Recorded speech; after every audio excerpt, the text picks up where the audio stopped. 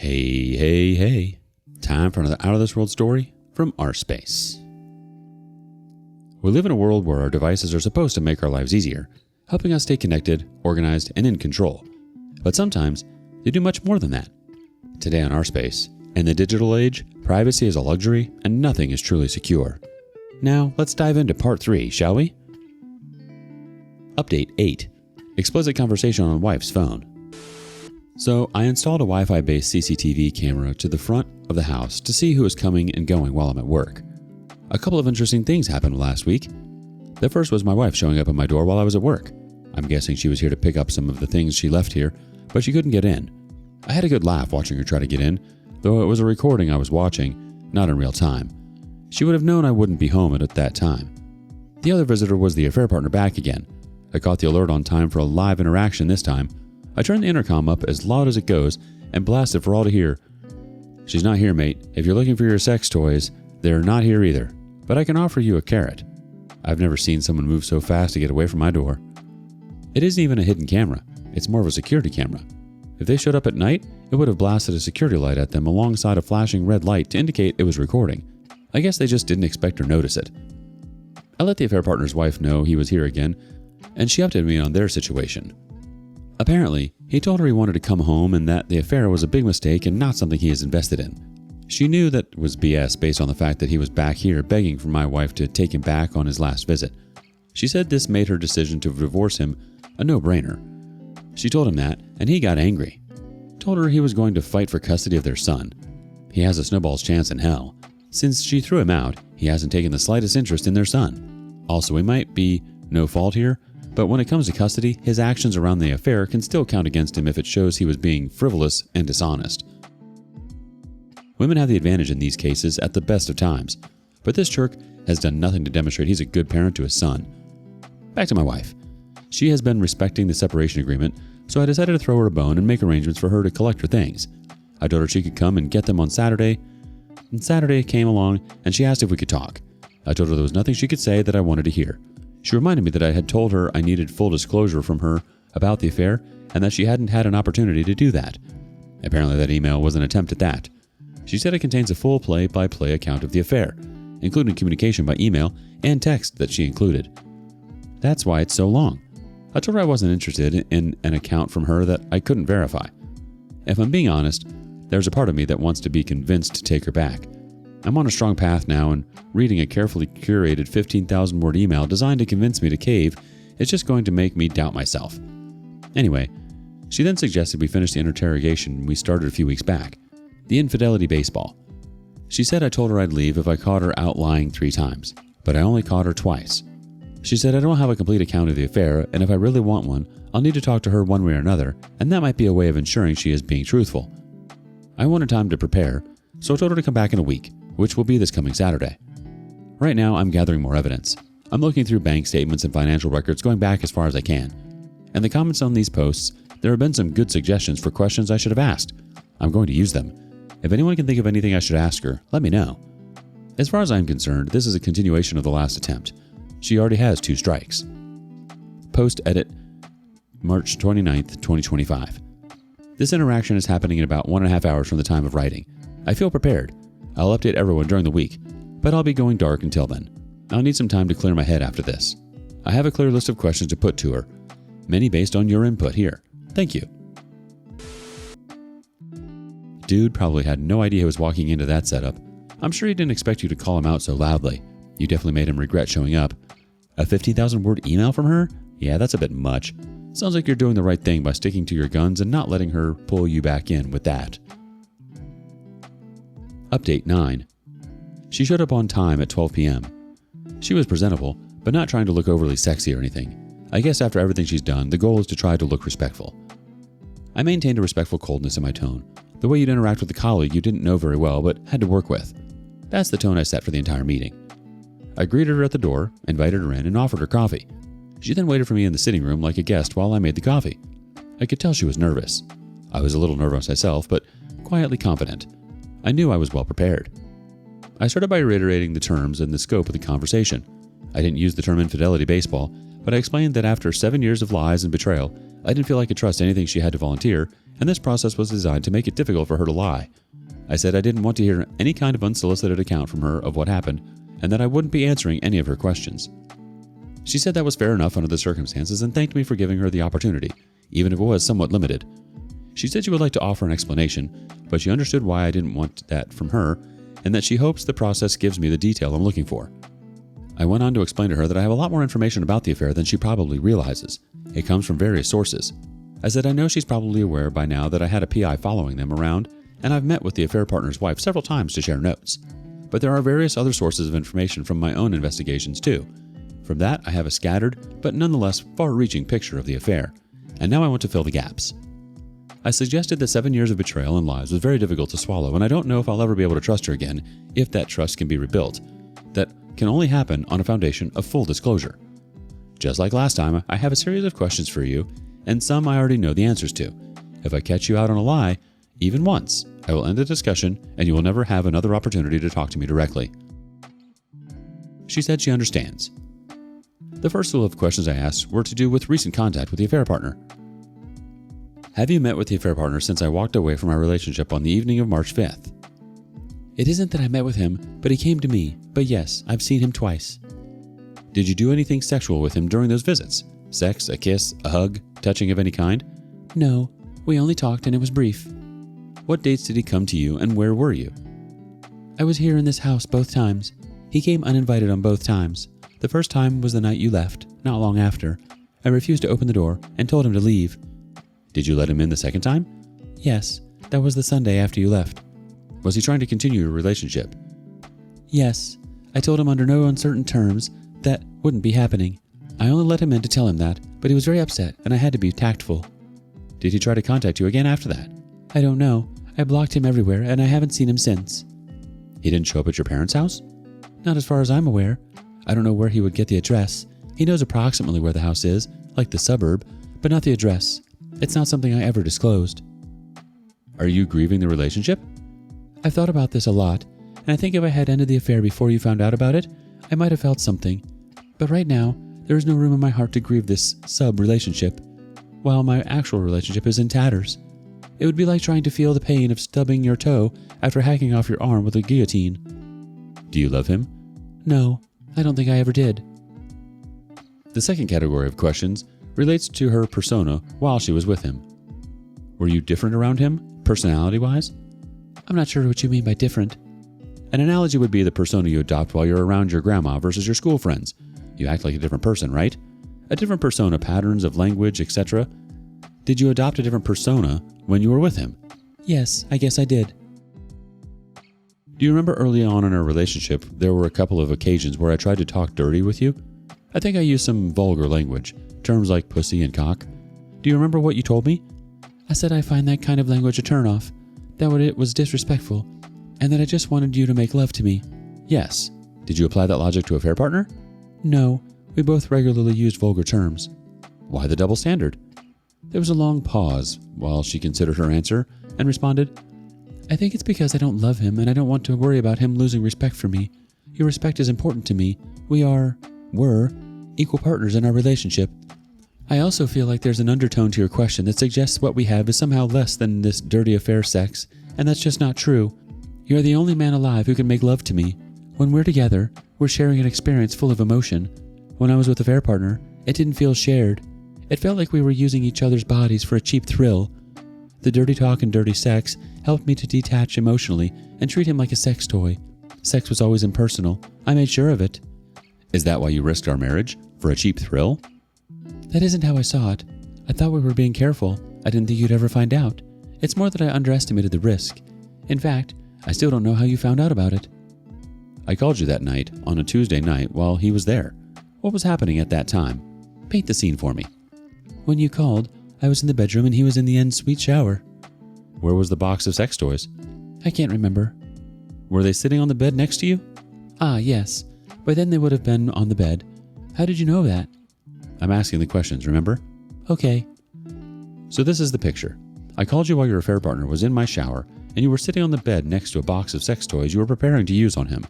You not only fobbed me off by telling me you were having an early night, but you blamed me for your tiredness. Do you remember that? Yes. I told you I didn't sleep well because you weren't here with me the previous night. It sounds terrible when I say it back. I'm so sorry." She started crying, and we took a break for 5 minutes. The third category relates to what they did together. Whose idea was it to introduce sex toys to the routine? It was kind of my idea. He asked me to do a prostate massage, and I told him there was no way in hell I was putting a finger in his butt. The toys were a compromise. Did he need it to get erect?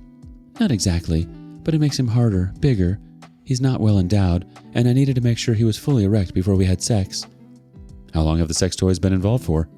At least 5 years. Do you use them? You've always told me you didn't like sex toys. I only used them as backup if he couldn't get me off. How often did that happen? I'd say about half the time. I mean, he could have finished me off, but I was uncomfortable with the mess the sex toys made when they were used on him. When he finished, I always made him shower right away, so he never had the opportunity to finish me off on the occasion we used the sex toys. Is there anything else you did for him that you've never done for me or allowed me to do? We tried anal once, but I didn't like it, and that's why I never tried it with you. Why did you let him finish inside of you? Weren't you worried about the risk of infection or pregnancy? Pregnancy was very unlikely because he has had a vasectomy and I was on the pill, like virtually impossible. I'm sorry if you feel I put you at risk of STIs. I know it was selfish, but I trusted him when he told me he was only sleeping with me and his wife. In our conversation on the 5th of March, I asked if you'd had any abortions and you said no, but you didn't say anything about the vasectomy. Why not? I think in that moment, I was trying to protect a fair partner's privacy, as it's kind of an intimate thing to reveal. I realized soon after that was stupid and would have told you, and I did tell you in the email, but you walked out, and I haven't had the opportunity to say it in person until now. You also weren't exactly offering me opportunities to provide detailed answers in either of our last 2 conversations. Did he ever say anything disrespectful about me? Did he get off on the fact that he was effing another man's wife? He did once, early in the relationship. I was really angry with him. I even threw him out. It made me feel so incredibly guilty about what we were doing that I couldn't even look at him. He came crawling back over the next couple of weeks, and in the following month, when we next met up, we agreed that our partners were off limits in conversation. I was never to mention his wife, and he was never to mention to you. We stuck to that for 7 years. It may be part of what made the arrangement last for so long. When he was here, it felt normal, like he was supposed to be here.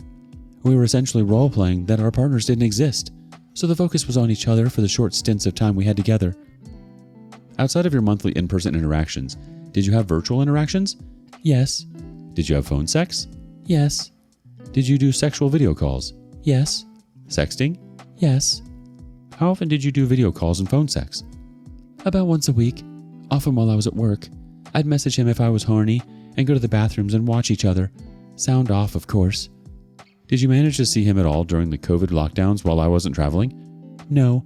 We decided to take a break and focus on our partners during that time. Did you even text each other? Yes, and there might have been some phone sex, but opportunities were scarce, so it was infrequent.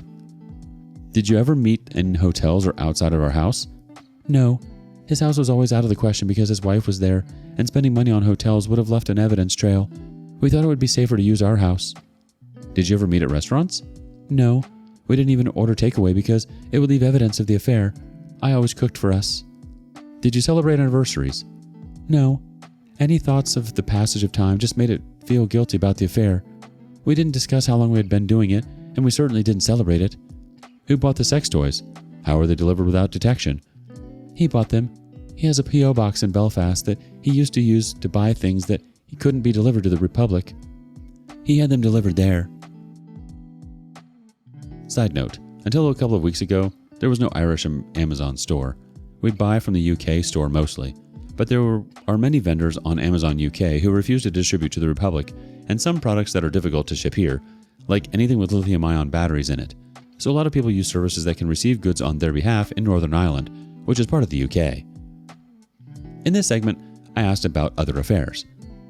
Did you have affairs with anyone else in the time we've been together? No, he was the only one. Did anyone else ever join you in the bedroom? No. He suggested a threesome with another man in the first year, but I said no. Another woman? He never asked, but I think you know what the answer would have been. I don't presume to know anything about you. I thought I knew you and then learned there was a lot I didn't know, so please answer the question. Well, I kind of did. He never asked. I would have said no if he did. Is he bisexual? No. The other man was so he could watch. He wanted to watch me have sex with a man who was larger than he was and join in. Okay, so you didn't love him and he kind of satisfied you half the time. What were you even getting out of it? Why keep going for so long? I was getting more out of it earlier on, but over time it just became a comfortable arrangement. It seemed like it would be more risky to end it than to continue it. I know that sounds weird, but let me explain. There were several occasions where I felt guilty and thought about ending it, but the affair partner seemed to be more invested in it than I was. There was veiled threats about blowing up my marriage and his. He talked about leaving his wife so we could be together, and I told him that would never happen. There was a high risk that if he did that, his affair would have come out of the woodwork. She would have had questions about whether there was somebody else. I told him our relationship can only continue as it is. It's over if he leaves his wife, and it's over if you find out. In a lot of ways, it felt like a nuclear arms race where the threat of nuclear war is thwarted by the threat of mutual destruction. He wanted to continue effing me, and I wanted to keep my marriage. It very much felt like that could only happen if the affair continued. What did I get out of it? A little bit of fun on the lonely nights while you were away and to keep my marriage. There was some excitement still in the forbidden fantasies we acted out, but at the same time, I've been quite indifferent about it for years. I've known for some time I wouldn't be upset if the affair ended. He, on the other hand, would have run off with me, given the chance. Hygiene and practical matters. You didn't change the sheets after buggering a man with a dildo in my bed. Presumably that was because I'd be suspicious if you changed the sheets every time I went away. Yes, I laid down towels so the sheets wouldn't get soiled. I know you did. There were 7 of them in the wash bag. You didn't even try to hide them. So much for being careful. Okay, I'm sorry. I actually did usually change the sheets. I washed and dried them and put them back on the bed before you got home. But on the last visit, he was here the night before you got home, and I had to go to work in the morning, so there was no time to do all of that before you got home. Departing. Those are all the questions I asked. At this point, I thanked her for being forthcoming and truthful with me. She said that she knows she has done a really terrible thing, and she is so sorry. That she would do anything to fix our relationship. She tried to hold me, and I stepped back from her and told her I didn't want her to touch me. I told her that after what she's done, her touch makes my skin crawl and that I wasn't interested. She then outright told me that if I took her upstairs, she'd let me do anything I want to do with her. I told her it was time for her to leave, and that my solicitor was arranging the sale of the house and would be in contact with her. She started crying hysterically. She asked me what happens next. I said I will need a lot of time to process this, but in the meantime, all contact should go through my solicitor. At this point, she was standing on the front porch, so I closed the door and locked it. With the rest of the day, I opened a bottle of Jameson I'd been saving and went about the business of blocking our so-called mutual friends everywhere. I reblocked my wife's phone number. Today, Monday, I feel like I have a much better understanding of what happened and why it went on for so long.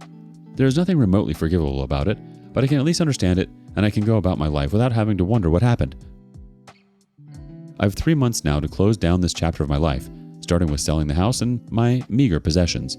Then I'm flying out to Australia. This will be my last update for a while. I might pop another one in after the divorce is finalized in Australia to let you know how that process went. Thank you to everyone who offered your support. You've been amazing. Oof. She clearly doesn't fully grasp the extent of the damage she caused, despite some attempts at owning parts of it. It's also unsettling to hear how she rationalized the whole situation. The whole mutual destruction mentality between her and the affair partner is chilling. Like they were both stuck in this toxic stalemate where the affair had to continue in order to maintain some semblance of control of normalcy. You've made it clear that honesty is the only way forward here, and it sounds like you're determined to get all the answers you need, even if they are painful to hear. It's a lot to unpack. Update 10. I'm writing this on Saturday morning, April 12th. The real estate agent is hosting viewings in the house in a few hours' time. Preparing for that is how most of my free time has been spent lately. That's where the focus is. The sooner I get to Australia, the better. But just when I thought I was on the home straight, I've just had another drama-filled week. I was talking to the affair partner's wife again. She had been doing better, and the affair partner is regularly visiting his son again.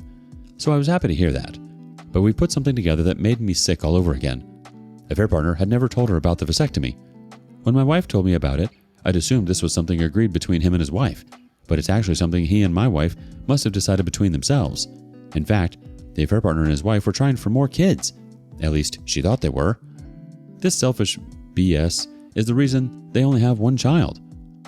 Out of everything that has happened, this is the most selfish effing thing I've come across. It adds a whole new insane dimension to the whole thing. Affair partner wanted to leave his wife. My wife convinced him to string her along through fear that the affair would come into light in a divorce. So they wasted 7 of this woman's reproductive years. How can anyone do that to a person? I know from my own research when I was looking into getting one that this is a day procedure and many office workers just go back to work after having it done. It's keyhole surgery that doesn't leave noticeable scarring. It costs something like 500 pounds, so not even a large spend to conceal. So yeah, you can conceal it from your partner just by withdrawing from sex for a week or 2 to recover. I didn't think I could feel any more disgust for my wife, but this barrel seems to have no bottom. After learning all of this, I had to deal with what I could only describe as an intervention from our mutual friends after they discovered I had ghosted them. 4 of them showed up at my house on Thursday night after work, on the guise of wanting to check that I'm okay. They left their significant others at home, so 4 men.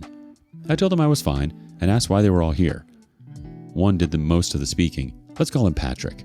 Pat told me he was worried that I was isolating myself and it wasn't healthy. Said he noticed I'd blocked him, and upon talking to others, they all realized they'd been ghosted too. I told them the same thing I told my wife. I needed my space and time to think. I blocked my wife and her family and friends so that I could do that. I'm also burdened with preparing the house for sale, so I've been very busy getting the place spotless and refreshing the paint in the most neglected rooms. Pat said we're not just your wife's friends, we're also your friends, and we want to be here for you. I said you might consider yourselves to be friends, but this affair was despicable and you've taken a neutral stance on it. You're still in contact with her, and I want to cut off contact with her. That means cutting out the middleman too. This whole separation has been devastating. She has support from people who will take her side no matter what, her family. I don't have that here. My family lives on the other side of the planet. That's what I need, not a group of people who, for all I know, will relay everything I say to her.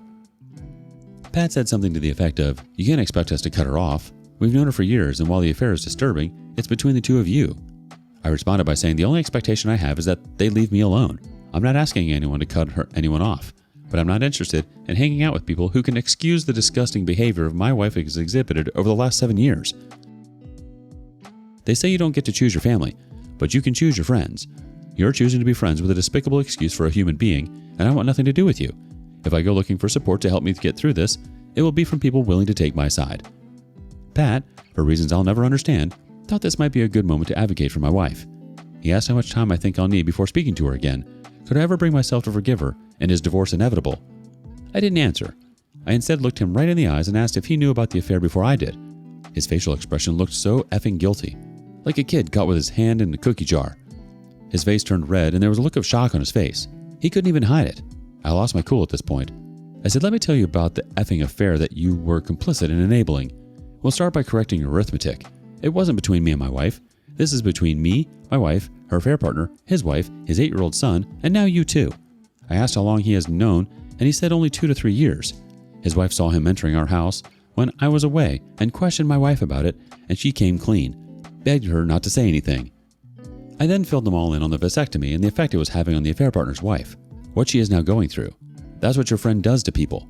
I'm not interested in having friends who are okay with that, let alone those who enable it. They all went quiet. I asked who else knew. Pat just said it was him and his wife. The others all said they didn't know. Pat said he didn't know about the vasectomy and said hearing about that made him feel sick too. This is the company you're keeping. If you're okay with having a friend like that, I'm not okay with having you as a friend. Pat tried to apologize. I told him I can't accept his apology.